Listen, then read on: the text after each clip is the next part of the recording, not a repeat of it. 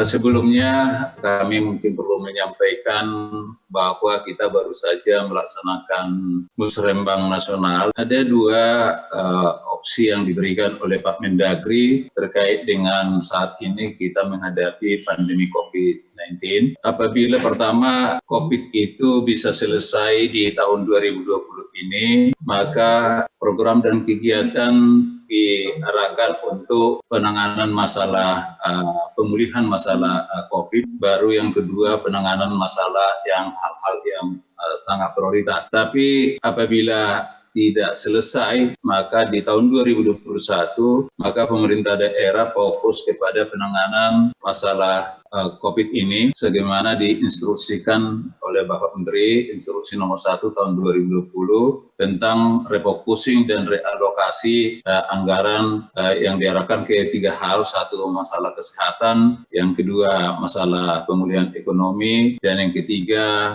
terkait dengan social safety net. Dan yang selanjutnya nanti di tahun 2021 itu untuk melaksanakan ada 5 arahan Bapak Presiden. Pertama, pembangunan sumber daya manusia yang di dalamnya itu semua sektor pasti berkaitan dengan situ. Yang kedua, pembangunan infrastruktur. Yang ketiga, penyederhanaan segala perizinan atau regulasi. Baru yang keempat, penyederhanaan birokrasi. Dan yang terakhir adalah transformasi ekonomi. Inilah arahan Bapak Presiden untuk tahun anggaran di 2021. Sebagaimana kita ketahui bersama, bahwa salah satu di prioritasnya Pak Jokowi di pembangunan sumber daya manusia adalah dari aspek kesehatan. Salah satunya itu adalah bagaimana penanganan stunting. Bapak Presiden kita sewaktu di periode pertama kasus stunting adalah urutan yang sangat tinggi di dunia, ya sangat tertinggi. Bahkan di awal 2016 itu sampai mencapai 33% lebih. Artinya anak usia yang sekarang ini 1-5 tahun itu terindikasi hampir 30%. Satu di antara 3 anak terindikasi stunting.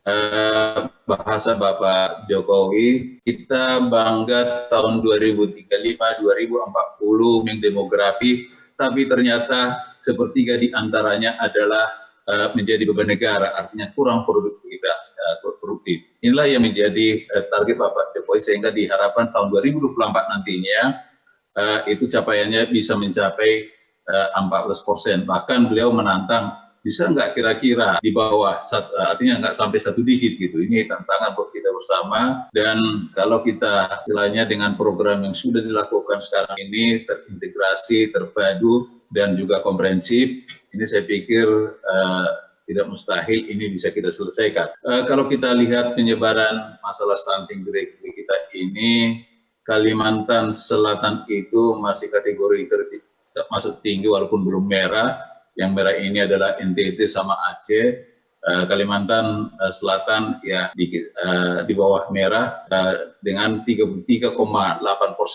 Sebagaimana tadi arahan Bapak Bupati dan juga tadi pemaparan Bapak Sekda, diharapkan di tahun 2024 nantinya bahwa di Kalimantan Selatan bisa membuat target-target secara di bawah nasional. Ini yang harapan kami dari Kementerian Dalam Negeri. Sebagaimana kita bersama bahwa untuk penanganan masalah stunting ini, sebagaimana tadi sampaikan, tidak hanya ini menjadi tanggung jawabnya Kementerian Kesehatan, tapi juga dari multisektor. Maka kita bangun ada yang kita istilahkan yang disebut dengan intervensi spesifik dan intervensi sensitif. Kalau yang intervensi spesifik ini berkaitan dengan peranan dari Kementerian Kesehatan. Jadi mulai dari PMT-nya sampai ibu hamil, baru terbaik lebih lanjut pemberian tablet dan seterusnya. Yang kedua adalah intervensi sensitif. Ini ada beberapa KL. Kalau di gambar kami ini baru 8 ya. Tapi sesungguhnya di gambar yang Bapak sudah paparkan tadi lain benar ada 12 sebenarnya di tingkat pusat yang melakukan koordinasi intervensi masalah stunting ini. Jadi tidak hanya semata-mata tanggung jawab gizi buruk, tapi juga bisa kemungkinan sanitasi, air minum, pola hidup. Tadi Pak Sekda menyampaikan ada 3 ya yang menjadi penyebab. Satu masalah kemiskinan, yang kedua pendidikan, yang ketiga budaya. Lagi budaya yang sekarang ini bergeser ya, suatu anak-anak gadis kita itu Pak pengennya langsing-langsing Pak, akibatnya dia langsing tapi tidak sehat. Padahal dari anak putri kita itulah nanti akan melahirkan janin. Suatu anak putri kita tidak sehat, gimana bisa dipastikan dia sempat? Ini yang menjadi persoalan kita bersama. Sesungguhnya di SPM PP nomor 2 tahun 2015 ada 3 SPM yang bersentuhan langsung dengan masalah stunting ini. Yang pertama di bidang PU itu yaitu pemenuhan air minum dan juga sanitasi, termasuk juga sekarang ini masalah limbah.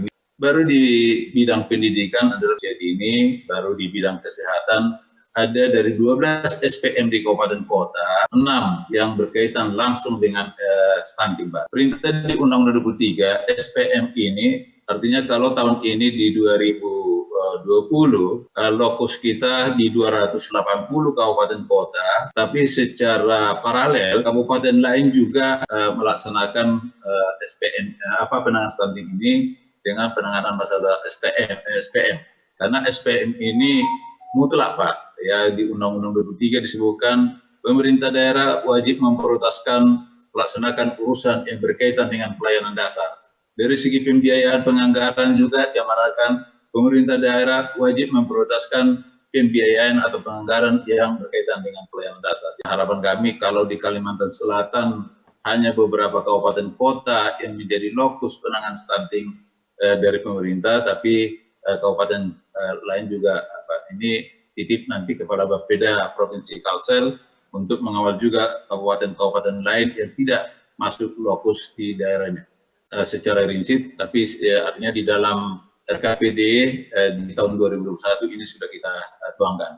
5 pilar strategi nasional untuk penurunan stunting itu adalah komitmen dan visi pimpinan. Tadi beliau mengatakan ini yang menjadi pertama kesuksesannya, dan ini kita harapkan. Maka rembuk stunting yang kita lakukan hari ini itu adalah salah satu bentuk komitmen dan visi kepala daerah Pak Bupati Tanah Bumbu.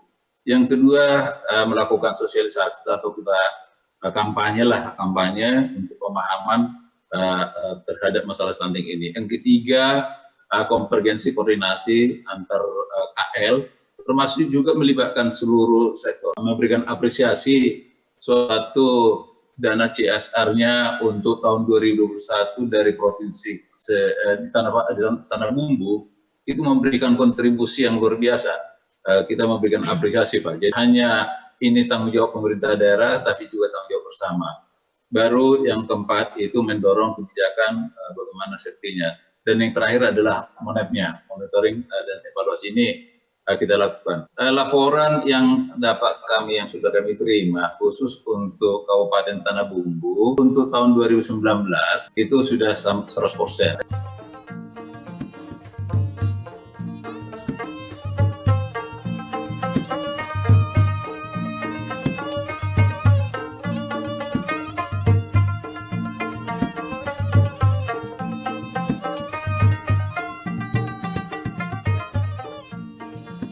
Berdasarkan pilar ketiga, kita juga koordinasi juga di tingkat KL untuk melakukan 8 rencana aksi ini, mulai dari 1 sampai bahkan kami dari Kemendagri untuk mencapai DLIE yang ke-7, itu Kemendagri punya program yang dibantu oleh tenaga ahli berlokasi di Kalimantan Timur. Ada seluruh tenaga ahli ini akan memfasilitasi seluruh kabupaten kota se-Kalimantan. Yang berat banget Pak pekerjaannya kalau hanya 3 orang. Tujuan yang diharapkan dari 8 rencana ini yaitu adalah peningkatan atau penurunan stunting dalam skala atau kualitas yang sesuai dengan target program yang kita lakukan.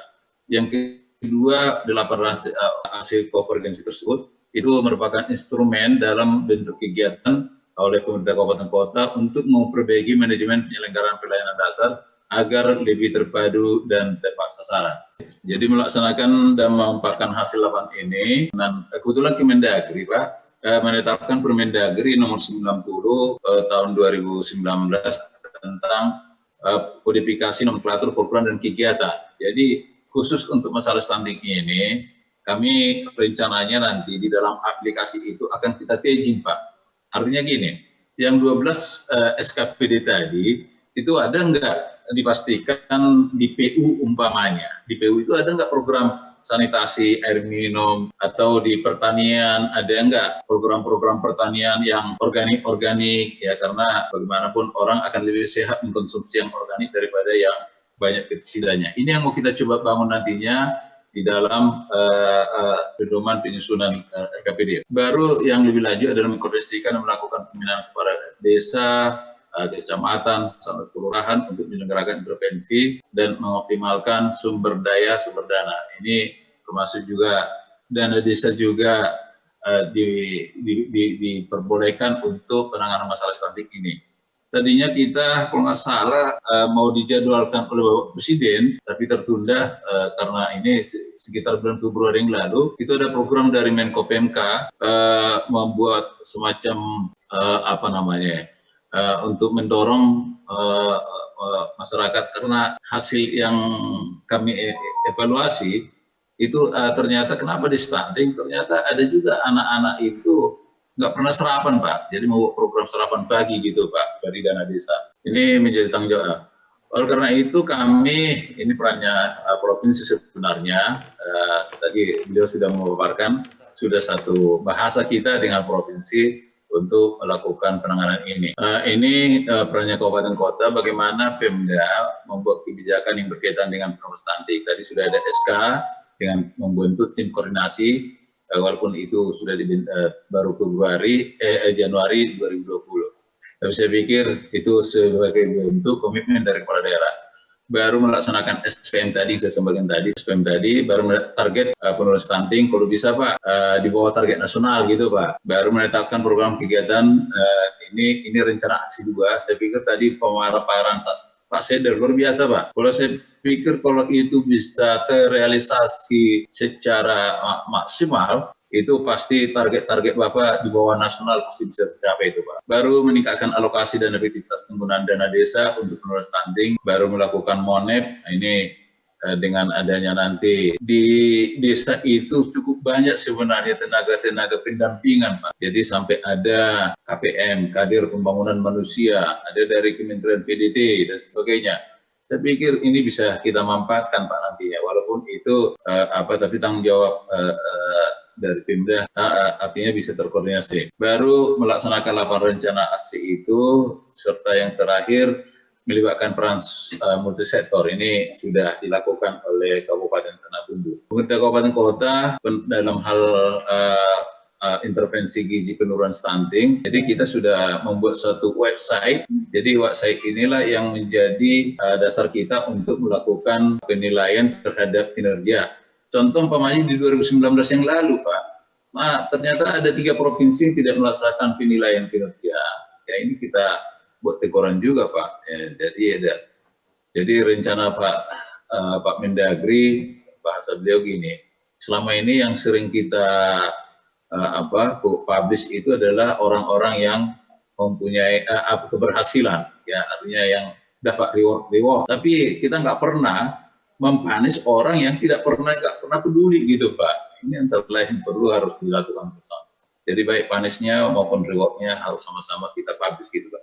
Baik, terakhir ini sudah kita tetapkan untuk rencana penanganan lokus untuk 2020 sekarang ini ada 260, tahun depan 360, sehingga 2014 total seluruhnya kabupaten kota bisa kita fasilitasi. Terus baik, saya pikir itu Bapak Ibu, Bapak Bupati yang dapat kami paparkan. Pak Mendagri titipnya begini Pak, pembangunan daerah merupakan bagian dari pembangunan nasional. Artinya target-target pembangunan nasional tentunya adalah bagian juga tanggung jawab dari pemerintah daerah. Sewaktu pemerintah daerah tidak berkontribusi secara maksimal, maka Mendagri termasuk gagal mengawal otonomi daerah. Itu barangkali yang dapat kami sampaikan. Sekian dan terima kasih. Wassalamualaikum warahmatullahi wabarakatuh.